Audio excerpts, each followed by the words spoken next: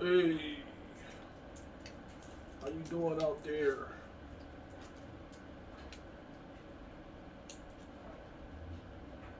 I truly hope you're doing well today.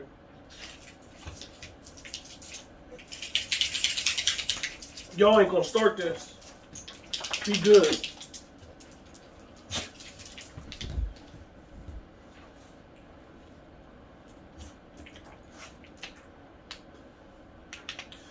I had some things on my mind this morning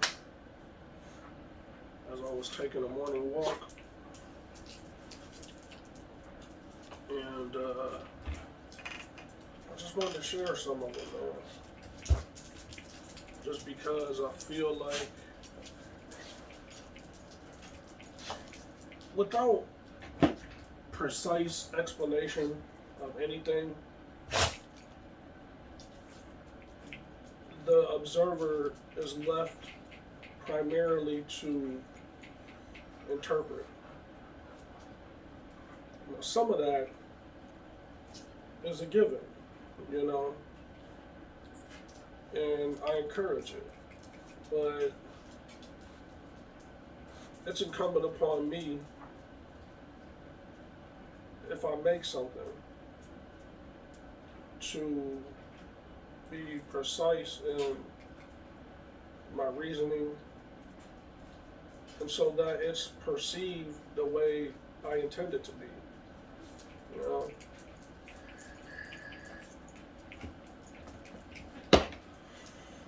um, my my thoughts this morning, right, were revolving around things that I think of often. You know, in a good way, and that in itself requires explanation because these things typically are thought of negatively um, in terms of emotions, you know. And what I'm speaking of is living with ghosts. Okay, I don't mean like paranormal activity. What I mean is people that I've had a connection with during this experience, during this journey that I've lost. You know, they inspire me on a daily basis. Um, they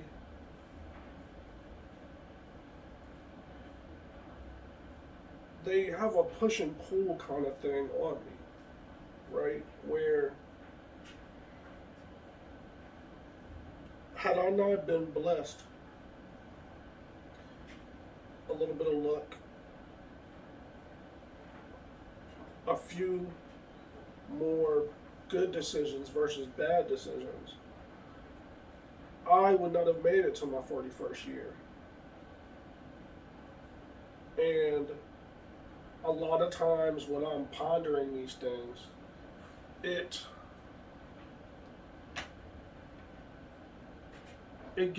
I come to the realization that had they had some of those opportunities, made some of those choices, that they very well could be here with me today. And instead of it getting me down, like I don't reflect negatively when I lose someone. But that too took time, you know. Um, Years ago, I didn't know how to properly grieve. You know, I was just like every other person. You know, when someone goes, it's a catastrophe, I'm crying, I'm down, all this stuff, right? But today, it's a source of fuel for me in a positive, happy way, you know, because I feel like I'm not in this alone. Just because they're not on this earthly plane, just because they've shuffled off this mortal coil, it doesn't mean that they're still not here with me. You know, in spirit they are, in my mind and in my heart they are. You know, and those things affect my choices today, my actions. They color it in the aspect of what am I doing today? What are the circumstances of my life today? Who am I today compared to the person I was the moment they left this existence? You know?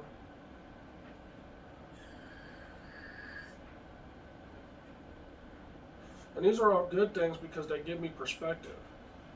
You know, it is a terrible shame that it came at the cost of losing them. You know, so I dealt with it partially by getting their names burnt to my flesh, so that if the pain returns, if the missing them does not subside, I can look at it, I can touch it, and I can carry them with me. Ink is one of the few things that you can acquire during this experience called life that you can take with you. You know, not many things you can. Not many of the things that people cover you can.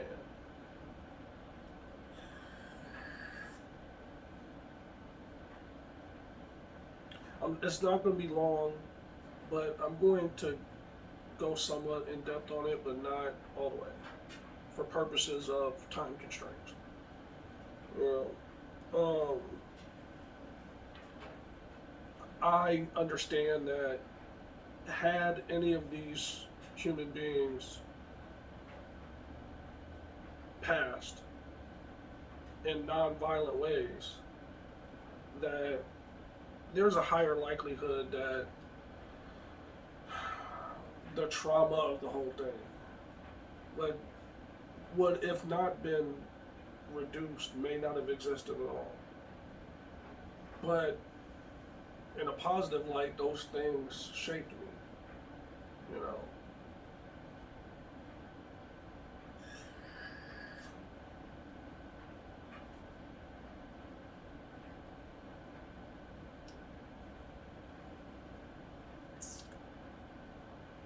I often think that the changes they could have made are not that much different when you put together the sum of all their parts than what I've done, you know. And that type of logic brings me to the conclusion that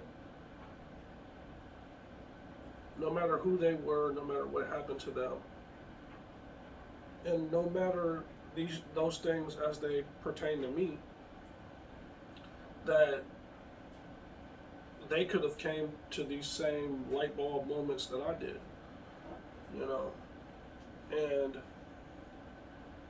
at times when I'm frustrated about that, I feel like they were cheated, you know. And that's a normal human emotion: frustration, anger at loss, you know, especially homicide, you know. Um, a stabbing victim, multiple shooting victims. You know, I witnessed somebody die in front of me from a broken neck. You know, and those things, in the moment, they seem like everything. You know, all consuming.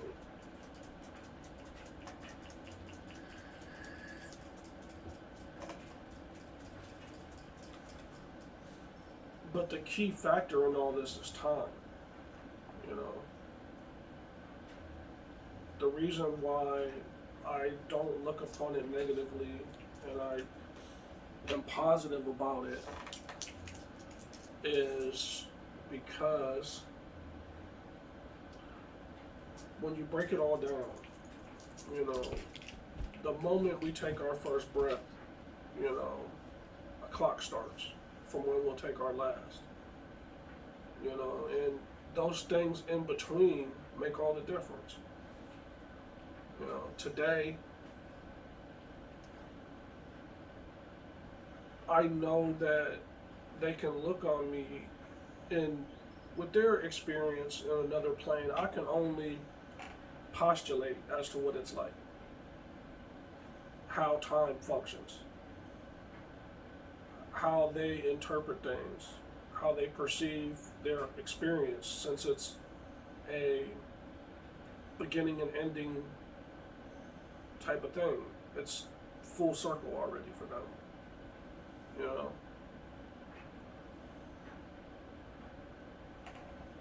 I think that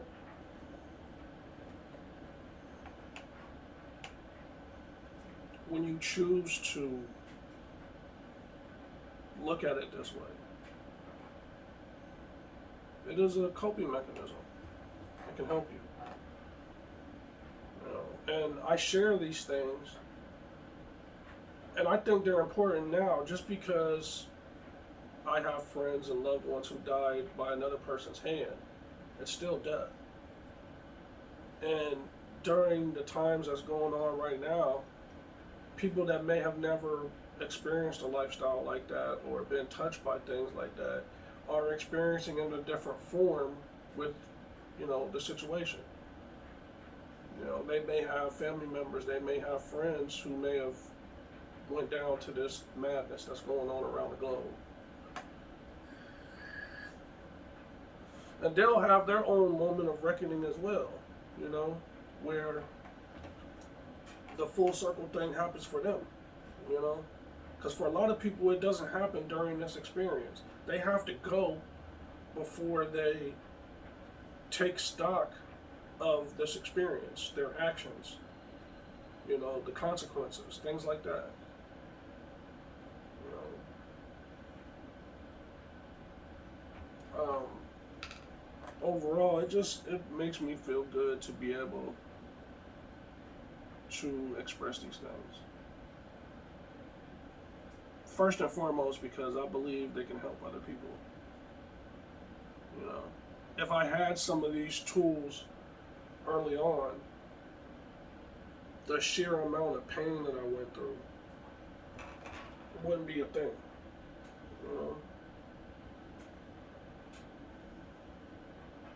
I'm sharing this today because I hope that you're able to take something from it. At the very least, I hope you enjoy the video. You know, holler at me.